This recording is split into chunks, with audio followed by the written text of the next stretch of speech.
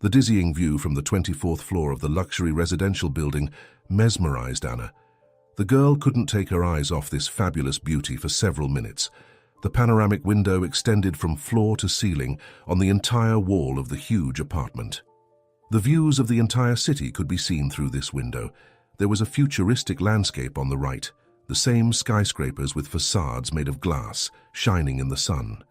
And older houses were on the left, nestled amongst the dense crowns of trees. Cars were passing somewhere below. They seemed like toys from such a height. All the hustle and bustle seemed to be somewhere far beyond these walls. Anna sighed and forced herself to return to the reality. She turned around and looked at the scope of work for today. She was glad that the owner of the apartment preferred minimalism in the interior and didn't like to cook, so the stove was perfectly clean. But he had a lot of expensive alcohol. Many restaurants would probably envy him. There were about 100 bottles of various drinks, as well as different corkscrews and glasses. Most likely a young guy who liked to throw noisy parties lived here. But it's none of Anna's business. Her job was to clean the apartment and leave. She has been working at the cleaning company for only 2 weeks and has not yet gotten used to the environment of luxurious apartments and houses. Jessica's relative helped her to get a job there. Jessica was the landlady of the apartment Anna had been renting for 2 years.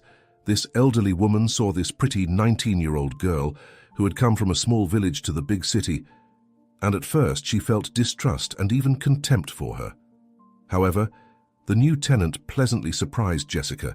She turned out to be very neat and modest. Anna spent all her evenings with her textbooks and hardly ever went out. Jessica liked to be bossy and criticize, but a tender and vulnerable soul was clearly visible through this contrived strictness. She reminded the girl of her mom. Anna cherished the warmest memories of the time when she and her mother lived together in a small house. Her grandparents had died long ago, and she barely remembered her father. Her mom told her that he had left her for another woman when Anna was a baby. He paid child support on time, but for so many years, he never even called. Despite everything, the girl never heard anything bad about him from her mother, and the family album still had many photos of a serious man who was Anna's father. But in fact, he was just a stranger. When Anna was 15, her mother suddenly fell ill. At first, the girl took her illness as an ordinary malaise. Besides, her mum pretended like everything was fine because she didn't want to distract her daughter from her studies. Anna suspected something bad only when a lot of medicines appeared in their house, and her mother almost stopped going to work. Now, there were different pills, bottles of mixtures, and even syringes on her bedside table instead of books. She lay in bed more and more often, for her strength was almost gone, and looked at her daughter in a different way, as if it was the last time she would see her. This look alarmed the girl. "Mum, what's going on?" She couldn't stand it anymore and asked, "Everything is fine, sweetie, don't worry. I'll get some rest and feel better soon," Mum replied, looking sadly at Anna. "You are saying that all the time, but you don't even have the energy to get up from bed." The woman sighed quietly. It was probably time to confess. "Sweetie, I need to tell you something. I have cancer," she said, and immediately noticing the tears in her daughter's eyes, she hastened to add, "But the doctors say it's curable. I'm getting treatment. I'll be fine." She froze indecisively as if weighing the pros and cons, but then reached over to the nightstand and took a piece of paper. "Here, take it. It's your dad's phone number. If anything happens to me, call him and ask him for help. After all, he's your father." Those words made it hard for Anna to breathe. What could happen to you? Her lips were trembling and tears were already flowing from her eyes. "Everything will be fine," her mother reassured her with a smile and took her hand affectionately. "I gave you this number just in case, but everything's going to be okay." After this conversation, the girl's life changed. She almost never left her sick mother's side. At school, she only attended a few classes, and only because her mother insisted on it. The terrible disease took away the last strength. Soon the woman's condition worsened, and she was taken to the hospital. She never returned from there. Anna could not believe that her mother was gone. Even the sight of her dead body could not convince the girl that her mother had passed away. "No, it can't be," the girl mentally told herself. "This is some kind of mistake. Maybe it's just a nightmare. I need to wake up." Anna's neighbor Lily helped to organize the funeral. She took care of everything, seeing that Anna was completely lost. The elderly woman felt sorry for the unfortunate orphan and said, "Poor child, why is fate punishing you like this?" For Anna, the funeral was like a dream. She hardly understood what was going on. She just silently followed her neighbor, struggling to move her legs. After her mother's death, she dialed her father's number as promised. Deep in her heart there was hope that there was another person who would immediately come to her and protect her from all the troubles and sorrows. "Who is it?" a harsh female voice answered. "Hello, I need William," the girl said. The woman immediately inquired, "Why?" "I guess my father has a very jealous wife," Anna thought, and immediately replied, "I am his daughter, Anna." Anna heard some rustling and muffled whispering. Finally, a man said cautiously, "Anna, hello, what's wrong?" "My mum died." "Oh my gosh, what happened?" "She's been very sick," Anna informed. She didn't want to give any details now, because she could literally feel her father's wife listening curiously into their conversation. "Should I send you some money?" Anna's father asked. That was not what the girl expected to hear, but she decided to fulfill her mother's last wish. "My mum said you could shelter me, so they wouldn't send me to an orphanage." The man fell silent, but Anna could hear some whispering. The woman was indignant. "Are you out of your mind? Tell her we don't have enough room for her." The man finally spoke. "Anna, how can I shelter you? I have 3 children. Let me handle my work stuff, and then I'll come and visit you. Do you have the same address?" These words struck the girl in the heart. It turned out that he did not consider her his child. Is Anna a stranger to her own father? He kept saying something else, asking about school, but the girl didn't listen. Her last hope vanished. Now she was left all alone in this cruel world. Anna ended up in the orphanage. Her friends had told her a lot of horrible things about the orphanages, but luckily it was better than she expected. The orphanage actually looked like a summer camp. Caretakers and teachers worked diligently. The children were friendly. The only thing that upset her was the fact that no one would take her home. Over time, Anna got used to such a monotonous life, but when she graduated from the orphanage, she was confused. Of course, she was thinking about her future and made some plans, but facing freedom in the harsh adult life, she didn't know what to do.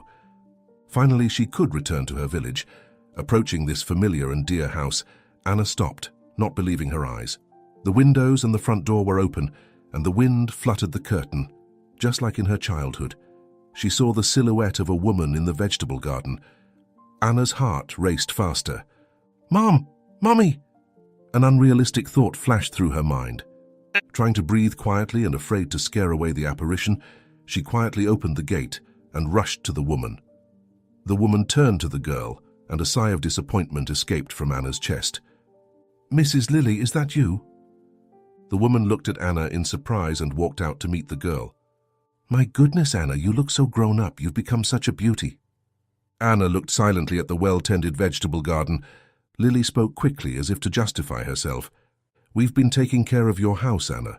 Look, everything looks the same as when you left. I hope you don't mind." The girl entered the house and looked around. Lily had time to clean up the house as well. Anna expected to feel the warm, happy feeling that enveloped her every time she returned home. But the feelings were completely different now. She felt as if she had entered a graveyard. There was some strange energy in the house, and now her home was cold and indifferent to her. But most importantly, she felt lonely in this house now. Anna sat on her bed.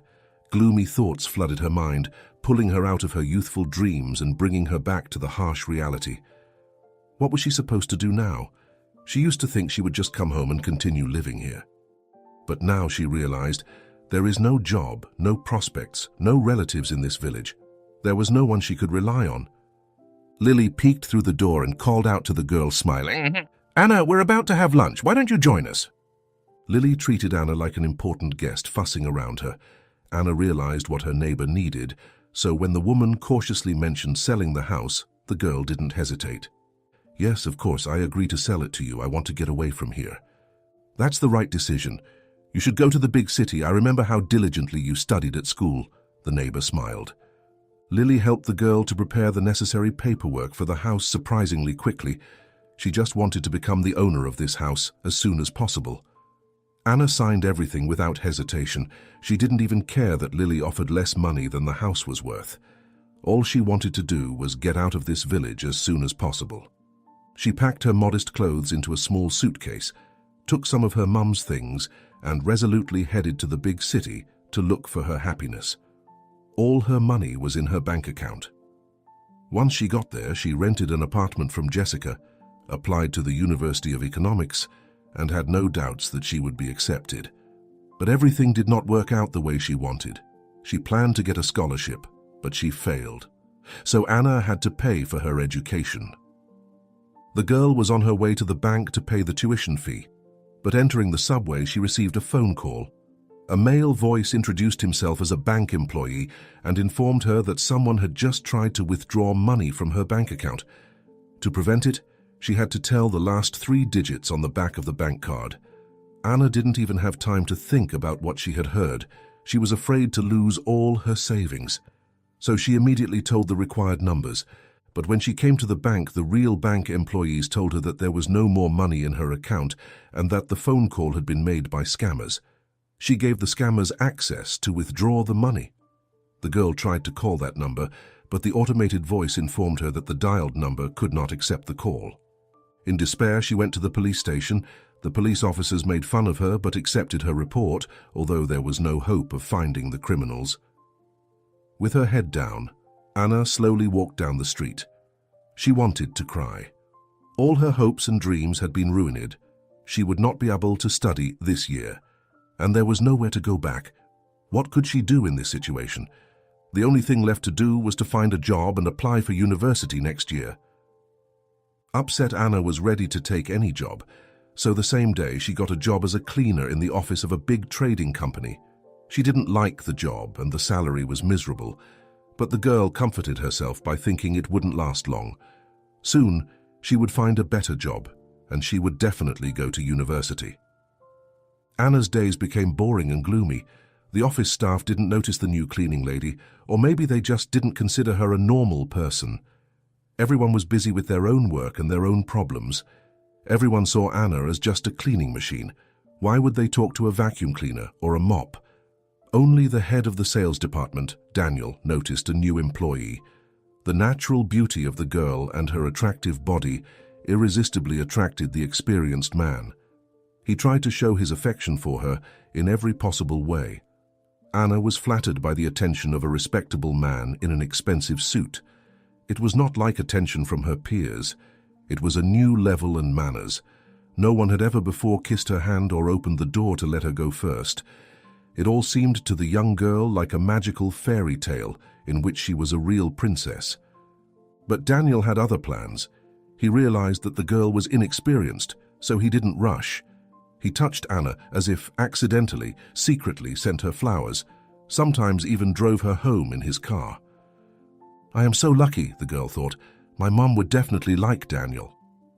In the office, the young man behaved restrainedly. Anna realized that he was the boss and that showing his feelings at work was not appropriate. But in private, he kept talking about his love and hinted at some important things that they had to do. Anna didn't dare to ask him to explain his mysterious phrases because it would ruin the harmony of their relationship. In her mind, she pictured happy scenes of their serene future. A beautiful wedding, Anna in a white dress, 2 children, a cozy house. She trusted her beloved man, her future husband. Daniel was persistent, and soon their relationship reached a new level. They met in an empty apartment. The naive girl was sure that Daniel lived there, even though the boring interior didn't have any photos or personal belongings, just the most essential pieces of furniture and an always empty refrigerator. But the time spent with her lover seemed magical to her. Daniel embraced her and whispered what she wanted to hear, that he loved Anna, that he had never loved anyone else so much, that he didn't want to part with her. And Anna naively believed every word. The whole world had turned into pure love. Everything else seemed unimportant. And so a few months passed. For the 4th day in a row, Anna woke up feeling nauseous. There was no point in thinking it was stomach problems. The premonition of some happy changes cheered up the girl. A medical checkup confirmed her suspicions. She was 6 weeks pregnant. Leaving the hospital, Anna stopped, trying to come to her senses. She had to tell Daniel the good news immediately. He would be so happy. Finally, they don't have to hide their relationship anymore. And they can finally get married. He had been hinting at it for a long time. It seemed as if the whole world was rejoicing with her. The sun was sending Anna its warm rays to kiss her face, and a light breeze gently stroked her hair. Anna burst into the office of the father of her future baby. She had never done that before. Daniel raised his eyebrows in surprise and asked, "What's wrong? We agreed to meet tomorrow." Anna couldn't control her emotions. A smile lit up her face, and her eyes shone like stars. "Daniel, we're going to have a baby. The doctor confirmed it." Seeing the puzzled Daniel's face, the girl thought that she had expected a completely different reaction. "Anna," he began slowly, carefully thinking over each word, "you see, I didn't plan anything like that." "But you said you loved me and wanted to be with me," Anna replied in confusion. The man fell silent, trying to find the right words. The girl didn't understand anything. He repeatedly hinted at a family and a wedding. What could have gone wrong? "Tell me honestly, do you love me?" she asked. I do, but..." Daniel hesitated. "But children were not part of my plans. I'm married. I'm sorry." Anna couldn't believe it. What are you talking about?" she whispered. She sat down on the chair to keep from fainting. Now some little things about his behavior that had previously confused the girl became clear to her. "Why didn't you mention this before?" "I thought you knew," the man replied. "I thought everything was clear between us."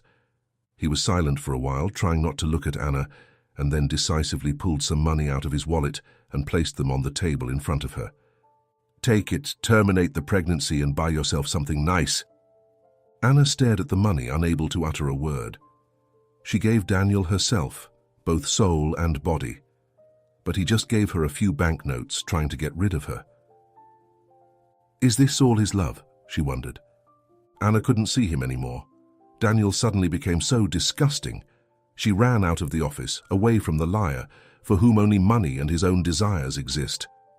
Jessica met Anna at the entrance to the building and worriedly tried to find out what had happened because her anxious look frightened the woman. But Anna couldn't say a word. She went home and cried until morning. Her heart was broken by the betrayal of the man she trusted. She wanted to fall asleep and never wake up again. But early in the morning, the rays of the merciless sun forced Anna to open her eyes, swollen with tears, to get up and go to work again, to solve her problems and to go on with her life. But the security guard at the entrance of the office building stopped her abruptly. "Please go to the HR department. They are waiting for you there." The girl was surprised but went straight to the HR department. A fat lady in glasses saw her and asked indifferently, "Are you here to write a letter of resignation?" Anna was shocked by the unexpected question. "I don't know. The security guard told me to come here." "Are you Anna? That's right. The boss told me to fire you and give you the last paycheck." "No, there must be some mistake," Anna uttered. "I don't know the details. He only said to do it as soon as possible." The girl was completely confused with indignation. "I'll go to Daniel now and find everything myself." The HR manager took off her glasses and began to wipe them. Then she looked at the confused girl and said quietly, "Sweetie, Daniel will not help you. He is the one who told you to fire you. So get your paycheck and find a better job." At home, Anna collapsed on her bed and cried again. Her life was over. Her beloved turned out to be not only a traitor and a liar, but also a bastard. What is she supposed to do now? She had no job, no education, and no money. Moreover, she's pregnant. Jessica's voice came from behind the door. "Anna, why don't we have some tea?" The girl suddenly felt exhausted and thirsty. Her throat was dry. Shaking with dizziness and clinging to the walls, she walked to the kitchen and sat down on a stool. Jessica was already waiting for her with a homemade cherry pie and 2 cups of herbal tea. She silently placed a large piece of pie on her plate. This gesture reminded Anna of her mother. She covered her face with her palms, cried loudly, and told Jessica everything. The woman only sighed heavily.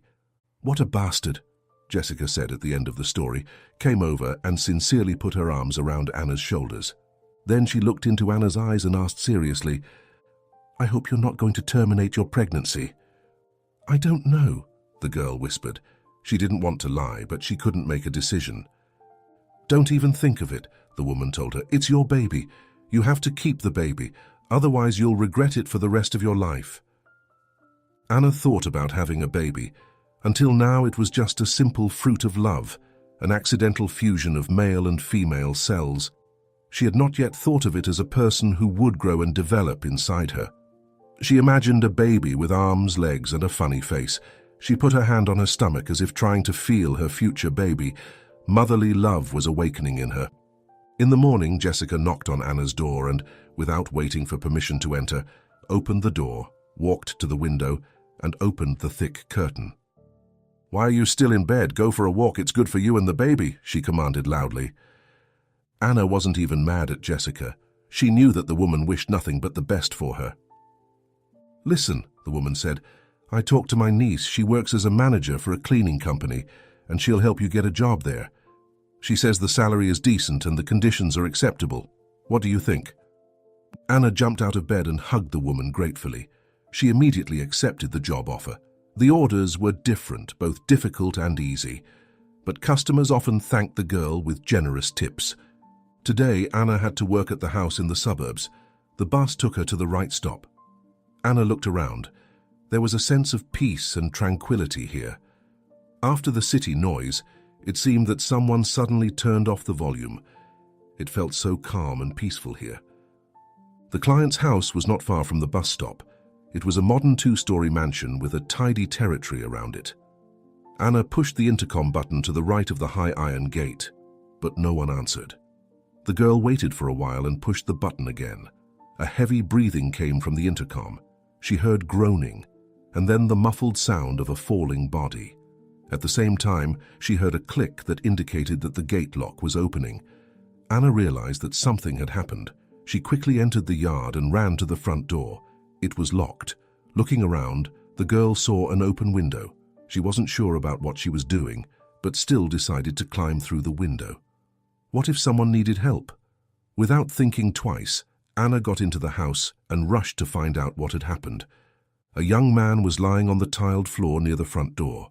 The girl bent down and shook him by the shoulders, trying to bring him to his senses. He was unconscious. Anna couldn't even hear him breathe. There was weird white foam on his pale lips. Anna put her ear to his chest and heard no heartbeat. Anxiety seized her. Was he dead? What is she supposed to do now? "I need an ambulance." The girl dialed the emergency service number and quickly explained the situation. The operator calmly listened to her, asked her about the right address, and informed her that the paramedics were on their way. Anna looked at the owner of the house lying on the floor. "Oh my gosh, he's so young. I hope the paramedics get here in time and save him," she thought. She suddenly remembered the instructions of her school teacher, who had once demonstrated the heart massage techniques on a mannequin. Okay. Sharp presses on the lower sternum, 100 times a minute. Deep, mouth-to-mouth breathing after 5 presses. This fragile girl focused and began to act. 1, 2, 3, 4, 5. Inhale. She repeated again and again. Her arms were already trembling, but she selflessly continued trying to revive the stranger. It was only 2 or 3 minutes, but it seemed like an eternity to her. The man suddenly breathed and opened his eyes. He stared into the face of the girl bent over him. "Are you an angel?" he whispered suddenly. "No, I'm Anna," she smiled. Her heart was beating frantically and seemed about to jump out of her chest. Nervous trembling engulfed her whole body. However, the joy of saving a human life overpowered all other emotions. Finally, she heard the siren of an ambulance pulling up. 2 paramedics quickly entered the house. "What happened?" one of them asked while examining the patient. Anna quickly described everything that had happened. "Are you sure his heart wasn't beating?" the paramedic asked. Anna described in detail how she had managed to bring the patient back to life. "Well done, you did everything right," he praised Anna. Meanwhile, the paramedics gave the guy an injection, put an oxygen mask on him, and did a cardiogram. At some point, the front door opened, and a young woman suddenly entered the house. She looked like a model on the cover of a popular magazine. Beautiful hair, an elegant dress, and an extremely expensive bag. Anna had once seen such a bag in one of the stores at the shopping center. Its price exceeded the girl's annual budget. "Paul! My goodness, what has happened?" She rushed to the man who was already on a stretcher. "Doctor, I'm his wife. What's wrong with him?"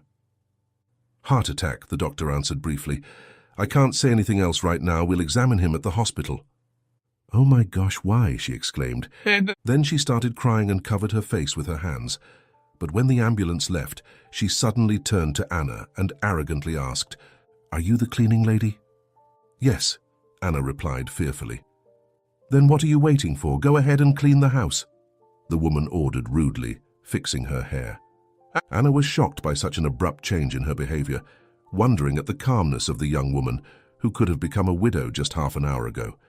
This rude lady took a shower, made a cup of coffee and relaxed in the living room, talking to someone on the phone. Anna heard some phrases from her conversation. "It didn't work out. Our plan failed. Yeah, I put poison in his coffee. I did it according to your instructions. Well, what else could I do? He's in the hospital right now. Don't worry. His business will be mine anyway. But now we need another plan." Anna quietly went into the kitchen. Had she gotten it right? Or had she just imagined it? Anyway, it was none of her business. Thoughts about the mysterious conversation didn't leave her mind until night. The next day was her day off. She woke up with a strange, uneasy feeling and immediately remembered the reason for her anxiety. After thinking a little more, Anna went to the hospital where the guy had been taken. For some reason, she felt responsible for his fate. She wanted to make sure that he was okay now. But in front of the hospital room, she felt uncertainty again. Would this stranger believe her? Still, Anna entered the room. Paul looked weak, but when he saw Anna, he rejoiced and waved at her friendly. "Hello, Anna, my savior." He smiled. The girl looked embarrassed. "I didn't think you remembered my name." "But you saved my life. I thought I was in paradise, and a beautiful angel would meet me at the entrance." Noticing the embarrassment on the face of his shy savior, he immediately added in a serious tone, "Pardon the inappropriate joke. My name is Paul." "Very nice to meet you," the girl smiled sincerely. "How are you doing? What do the doctors say?" The man said that he was getting better, but the doctors detected traces of a strange drug in his blood. However, Paul had no idea how this drug got into his body. The girl liked this good-natured, cheerful guy. She thought about the conversation she had overheard again. What if he was really in danger? Anna realized that she would never forgive herself if something happened to Paul. She told the man everything she had heard yesterday at his house. Paul frowned. Anxiety and sadness appeared in his eyes. "Thank you, Anna. I think you saved my life for the second time." It seemed to Anna that Paul wasn't surprised. 2 years ago, he couldn't even think that such a thing was possible. Paul fell in love with beautiful Regina at first sight. He took her boldness and pushiness as a manifestation of a strong personality and the bright individuality of an extraordinary woman. He felt like he had finally found the woman he would spend the rest of his life with. Paul did not even have time to realize how soon the wedding ring appeared on his finger. But now selfishness and aggression dominated his wife's behavior. She wasn't interested in anything except expensive stores, beauty salons, and vacations in exotic countries. All she wanted from her husband was money. She was not interested in his feelings, thoughts, expectations, and dreams. Regina didn't want to hear anything about children. She didn't want to get fat, otherwise her new swimsuit would look bad. Paul's business flourished and profits increased, but the man was tormented by the disappointment of his false hopes. The beauty of his wife no longer evoked in him the same emotions, and his mansion has not turned into a cozy family home full of love and warmth. This modest girl who saved his life yesterday was very different from Regina. Anna's pleasant appearance was not too bright, but her friendly smile and kind eyes charmed the man. And he hadn't seen this slight blush of embarrassment in anyone for a long time. Anna still had a softness and natural femininity. "Anna, I would be happy if you would visit me again," he said, looking into her sincere eyes.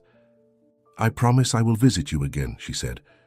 When the girl left, Paul called the head of the security department of his company, Andrew. He knew he could trust him. Andrew listened to Paul's request and immediately warned him. "Paul, it is possible to install video cameras in your house secretly, but I will be limited in time, so I cannot guarantee that I will install them in every room." Paul agreed. 2 days later, on her next day off, Anna went to the hospital again to see her new friend. For some reason, she wanted to see him irresistibly. She wanted to know if he was getting better, to help him and look into his kind grey eyes. "Anna, come in, I'm glad to see you again," Paul exclaimed. The girl smiled, walked over to his hospital bed, and placed a bag of fruit on the nightstand. "I brought you some fruit. You need some vitamins now." Paul was pleased with such care. Only his mother took care of him like that, but unfortunately she passed away long ago. Regina still hasn't visited him in the hospital. She only called to find out if he was alive. There was a knock on the door and Andrew entered the hospital room with his laptop. "Hello, here. There's only one videotape so far. Take a look, Paul." "Anna, excuse me, don't leave, please. I'd like to talk to you some more," Paul asked. The girl smiled and sat down next to his bed, while Paul turned on the laptop and watched the short video. The laptop screen showed his wife letting some young man into the house. It was clear from their kisses and hugs that their relationship was serious. Regina took the young man into the bedroom, and about an hour later, her lover left the house. Paul took a closer look at him and exclaimed, "Well, it makes sense now. I know him. This is Daniel. He works for my competitors. They wanted to purchase my business, but I refused." Anna flinched hearing this name and involuntarily looked at the screen. "I know him too," she said quietly and sadly. Paul looked at her in surprise. When his faithful friend Andrew left, he asked, "Would you like to tell me?" For some reason, Anna trusted the man she had met only a few days ago and told him everything, and she didn't want to leave his side ever again. Anna's story was very trivial, but Paul felt truly sorry for this naive girl. That bastard Daniel acted very cruelly towards her. The chance to meet such a sincere girl is extremely rare, and Paul didn't want to miss this precious gift of fate. He pulled the girl closer and let her cry on his shoulder. Paul didn't wait for any additional evidence of his wife's infidelity. He immediately filed for divorce. Regina filed a lawsuit for the division of property. On the appointed day, Anna came to court to morally support Paul. He was still weak after the poisoning and said that her presence helped him feel better. Over the past weeks, they had become very close to each other. They could talk for hours about everything. Their communication was sincere and relaxed, and both of them didn't want to part. Anna realized that this man had become very dear to her, but she was afraid of this feeling, for she was afraid of being deceived again. Several people were already waiting in the courtroom. Regina was sitting there looking triumphant. Daniel was sitting nearby. He was surprised to see Anna, but Paul was happy to see her. He waved at her and invited her to sit down. The lawyers were reading some long documents for a long time. Then they were talking to each other and the judge. Anna didn't understand much of what was going on, but she guessed that Regina wanted to get half of her ex-husband's property and business, and Daniel was trying to help her do it. Looking at him now, Anna felt nothing but disgust. How could she have loved him before? How could she have suffered so much after their breakup? Now she saw just a vile man who was willing to lie and even poison people just because of money. In fact, Regina and Daniel suited each other. After everything that happened, Regina still dared to claim the property of her husband, who earned it all with his intelligence and hard work. The judge suddenly asked if anyone wanted to make any comments on the case. Anna raised her hand decisively. "I'd like to add a few words." The judge was surprised but allowed the girl to speak. "I would like to say that Regina has no right to Paul's property. She cheated on her husband with this man." Anna pointed at Daniel. "This man is a liar and a scoundrel. He deceived me and left me pregnant, and then started a relationship with his competitor's wife to get his business." Everyone fell silent. Daniel pretended that Anna was not talking about someone else, not about him, but Regina looked at the girl with eyes full of hatred. Only Paul couldn't take his admiring gaze off Anna.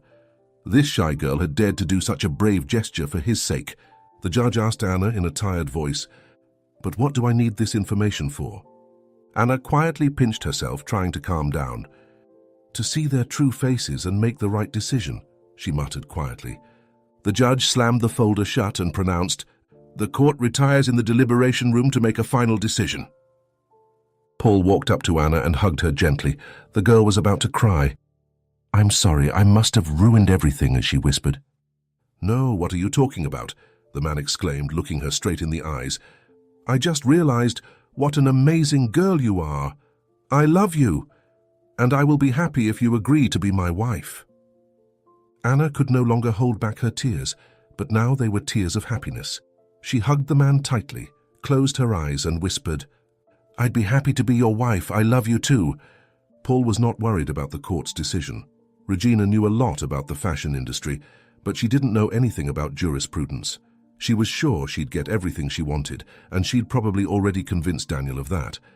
However, she didn't take into account the fact that when she married Paul 2 years ago, Paul already owned the company and the real estate. In other words, all of Paul's assets were obtained before the marriage. Everything belonged to him by law, and there was nothing to divide. Therefore, he generously allowed his unfaithful ex-wife to keep all the gifts that he gave her, but nothing more. A month later, Paul and Anna got married and were looking forward to the birth of their baby. But one day, Regina unexpectedly showed up at Paul's office. She came in a sexy dress and with bright red lips. "Hello, my love. How are you doing?" she said, trying to sound sexy. Paul only grinned, looking at his ex-wife's pathetic attempts to seduce him. "Everything is going great without you," he said, not hiding his annoyance. Regina continued her speech. "Look, things didn't work out well for us. I've wasted almost 3 years of my life with you, but ended up with almost no money." Paul was shocked at her insolence. "Be grateful I didn't go to the police." "Come on, I didn't do anything wrong," Regina said in an innocent voice. "Besides, you took all the stuff and jewelry I gave you. Oh, and what about a brand new car? Doesn't it make you happy?" Paul said. The woman could hardly control her emotions. Anger overwhelmed her. "Honey, my car needs to be fueled and washed, and it requires money," she said. At first, Paul wanted to ask why her lover wasn't supporting her, but he decided not to hurt her even more. He already knew that right after the divorce, Daniel had disappeared from Regina's life forever. "Snack! Maybe you should finally start thinking about getting a job," Paul asked. Regina's patience was running out. Her attempt to evoke compassion in her former husband failed, but she tried to continue the conversation calmly. "That's exactly why I'm here. Give me a job, please." "We don't have any available positions right now," the man replied confidently. Regina resentfully turned away to the window. "But actually, I can hire you as a cleaning lady," Paul suddenly said. "Are you kidding me? Are you trying to humiliate me?" The woman instantly got mad. "No, but this way you can prove that you've changed." "Fine, I'll take this job. I don't have any other options anyway." Paul was surprised by her decision, but he didn't want to waste any more time with her. The man sent Regina to the HR department and headed home. Anna and little John were waiting for him there. Now, his mansion was not just a house, but a cozy family home. Now, his loving, tender wife, his little funny son, and the pleasant smell of homemade dinner waited for him every day. Paul hired a nanny to help Anna so that she could have more free time. This Saturday, the couple were going to the theater together. Anna was very nervous, leaving her son alone with the nanny for the first time. She instructed the nanny for the 10th time and asked her to call or send messages often.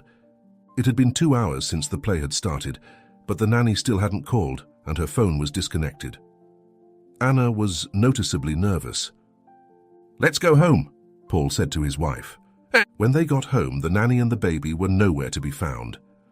"Oh my God, John, where is John?" Anna exclaimed. Paul dialed the nanny's number again, but it was off. After that, the man immediately called the police. The nanny, Bridget, was running down the narrow alleyway to the place where the car would pick her up. The baby was heavy, and it was preventing her from running faster. "Why did I agree to commit this crime? It's a lot of money, but what will happen next?" Bridget mentally repented. Just a few seconds later, the baby began to cry loudly.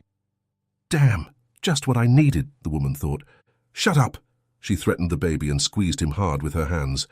John began to cry even louder. "Shut up!" she shouted and shook him in despair. The boy would not calm down. Suddenly, a huge black dog jumped out and, baring its teeth, blocked the woman's path. She stopped in shock. Bridget had been afraid of dogs since childhood. She tried to step back, but the dog jumped closer and barked. Fear paralyzed the woman. She clutched the infant and couldn't move. "This is the end," she thought. The siren of a police car could be heard at the end of the street. It was useless to run. Paul and Anna pulled up in their car. The young mother ran out of the car and rushed to her baby. Only after clutching the crying John to her did she exhale and start crying, kissing his little hands. The black dog was jumping happily around them. The police officers handcuffed Bridget and put her in the car. A curious neighbor came out of his house to see what had happened. "Do you know whose dog this is?" Paul asked, stroking the dog gratefully. "It's Samuel's dog. Its name is Bruce," the man answered. "A young family with a baby used to live with him. Bruce was always by their side. But then they moved to another city, and the dog stayed here with the elderly Samuel. Unfortunately, Samuel recently got sick and died, so now Bruce is all alone. We feed him, but we can't adopt him because we have a cat." Bruce seemed to realize that this was a conversation about him. He came closer and sat down in front of Paul. The dog looked intently into Paul's eyes. "Bruce, would you like to live with us?" Paul asked. The dog whined approvingly. "Well then, get in the car," he said, and opened the car door. "What a good boy." Anna smiled and stroked the dog's head. Bridget didn't even try to justify herself or lie. She said that Regina had hired her to steal the baby and promised to pay her generously. Police officers immediately arrested Paul's ex-wife, and soon she pleaded guilty. "Yes, it was my idea to steal that baby," she shouted in a rage. "I only wanted justice. I've wasted so many years, but I don't have anything else besides expensive clothes and diamonds. I'd give them the baby back. I just needed the money." She panicked and even confessed that she had tried to poison her ex-husband and said it was the idea of her lover, Daniel. Now they were facing a significant jail sentence. Paul went down to the kitchen. A soft music was playing there. Anna was cooking something for dinner. Paul approached his wife from behind, gently embraced her, and kissed her neck. She froze, catching her breath, stopped chopping vegetables, turned around and kissed her husband too. John was playing in the corner of the kitchen. Bruce settled down next to the boy and watched him curiously. "Sweetheart," the man whispered, looking into his spouse's eyes, "maybe we can have a few more babies." The young woman laughed, snuggling up to Paul. "All right, just let there be at least one girl among them.